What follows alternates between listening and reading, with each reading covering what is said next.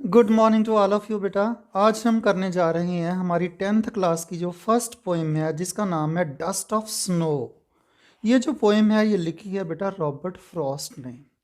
तो मैं आपको बहुत ही अमेजिंग और बहुत ही बढ़िया ढंग से पढ़ाऊंगा, क्योंकि मेरी सोचनी है कि अगर आपने टेक्स्ट को ध्यान से पढ़ लिया तो मुझे नहीं लगता कोई भी क्वेश्चन होगा जिसका आप आंसर नहीं दे पाओगे। तो बेटा ध्यान से सुनना है इसको। डस्ट ऑफ स्नो के ऊपर हम आते हैं। पहले ये पोएम किसने लिखी है? ये पोएम लिखी है रॉबर्ट फ्रॉस्ट ने। तो थोड़ा सा रॉबर्ट फ्रॉस्ट के बारे में जानना ज़रूरी है, थोड़ा सा बस। रॉबर्ट फ्रॉस्ट वो कौन था? He was an American poet born on 26 March 1874 in California. बेटा कैलिफोर्निया कहाँ पे है? सभी को पता होगा, यूएसए में है। एंड डाइड ऑन 29 जनवरी 1963 में उसकी डेथ हो गई थी। ठीक है। अपनी पोइट्री में he admired the life of rural England, जो इंग्लैंड का रूरल पार्ट है उसकी उसने अपनी पोएम को ग्लोरीफाई किया है। तो अब हम सीधा चलते हैं पोएम की तरफ। The dust of snow. Dust क्या होता है बेटा? स्नो तो सभी को पता होगा। स्नो का मतलब होता है जो पहाड़ों के ऊपर बर्फ पड़ती है, जो कुदरती बर्फ पड़ती है उसको बोलते हैं स्नो। डस्ट क्या हुआ? डस्ट मीन्स लेयर, या डस्ट आप बोल सकते हो फाइन पार्टिकल्स ऑफ स्नो।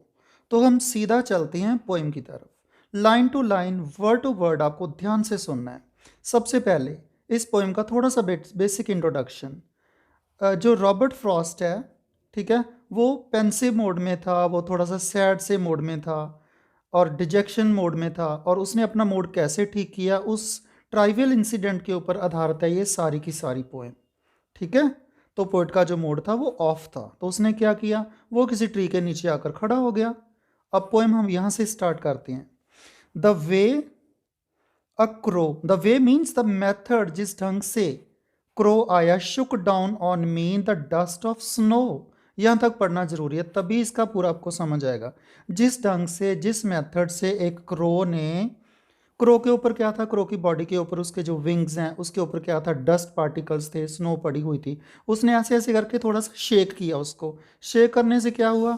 जो पोएट था, यहाँ पे हम पोएट की थोड़ी सी फोटो बना लेते हैं बेटा। ये जो पोएट था, ये जो ट्री है, ठीक है, ये कौन सा ट्री है? ये हेमलॉक ट्री है।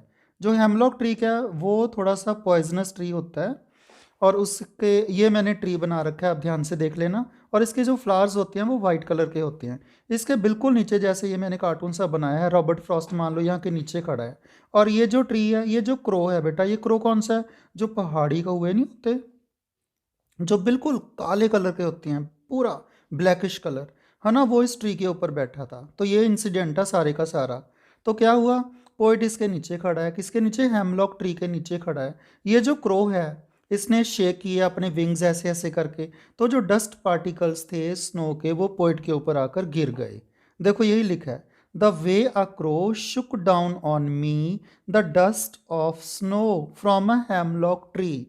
हेमलॉक ट्री के ऊपर बैठा था, उसने डस्ट पार्टिकल्स इसके ऊपर थोड़े से घेर दिए। तो उसके बाद क्या हुआ? सेकंड स्टांजा देखो बेटा। Has given my heart. Heart means, my heart means Robert Frost का जो हार्ट था। अ चेंज ऑफ मूड, उसका जो मूड था वो चेंज हो गया। मीन्स पेंसिव मूड से, डिजेक्टिव मूड से, सैड मूड से किस में कन्वर्ट हो गया? Converted into a happy one, a good one. Has given my heart a change of mood, तो उसका जो मूड था वो चेंज हो गया। And saved some part of a day I had rued. Rued का मतलब क्या होता है बेटा? स्पॉइल्ड करना, SPOILED। अगर उसका दिन, मान लो उसका जो मूड था खराब था उस दिन, सारा दिन उसका खराब निकल जाता, पर सारा दिन खराब नहीं निकला। ठीक है। उसका जो मूड था वो चेंज कर दिया क्रो ने। क्रो ने कैसे चेंज किया? Fine dusty, fine particles of dust उसके ऊपर गिर गई जब, तो उसका जो दिन था वो बाकी सारे का सारा सेव हो गया। पोइट का जो रेस्ट ऑफ द डे था वो ज़्यादा हैप्पी मूड में चेंज हो गया। तो ये सारी पोइम थी बेटा। आई होप कि आपको पूरी तरह से समझ आई होगी। हेमलॉक ट्री, इसमें ग्लॉसरी कोई ज़्यादा नहीं है। हेमलॉक ट्री क्या है? एक पॉइजनस ट्री होता है जिसके वाइट फ्लावर्स होते हैं। मैंने पिक्स भी यहाँ पे लगा रखी है, आप ध्यान से सुन लेना, ध्यान से देख लेना उसको। ठीक है। अगर आपको ये पूरा समझ आ गया तो मुझे नहीं लगता कि कोई प्रॉब्लम होगी आपको कि कौन से क्वेश्चन है कौन से नहीं है। अगर मान लो इसका क्वेश्चन आ गया, ठीक है, डस्ट ऑफ स्नो क्या है? Dust of snow particles, fine particles of snow. Simple सी बात है, इसका आंसर ये आ गया बेटा। आगे ये हो सकता है कि पोएट का जो मूड था वो कैसे चेंज हुआ। व्हाट डज द पोएट से हैज़ चेंज्ड हिज मूड। कौन सी चीज़ थी जिसने पोएट का मूड चेंज किया, वो था क्रो। ठीक है, when the crow shook off fine particles of dust and these fine particles of dust fell upon the poet, then his mood is changed। बस ये थोड़े से इसके क्वेश्चन बनते हैं। अगर हम देखें को इसमें आ गया हमारा क्रो और हेमलॉक ट्री, ये पॉजिटिविटी को शो करते हैं या नेगेटिविटी को। बेटा ये जॉय को नहीं, सौरो को शो करते हैं। ठीक है, ये सारे आपके सिंपल क्वेश्चन आंसर्स आ गए। बस ये छोटी सी पोएम थी। आई होप कि आपको फुली अंडरस्टूड हो गए होंगे। ठीक है, सो थैंक्स, कीप वॉचिंग। अगर आपको मेरी वीडियो अच्छी लगी तो इसको लाइक करना और सब्सक्राइब करना। Thank you so much.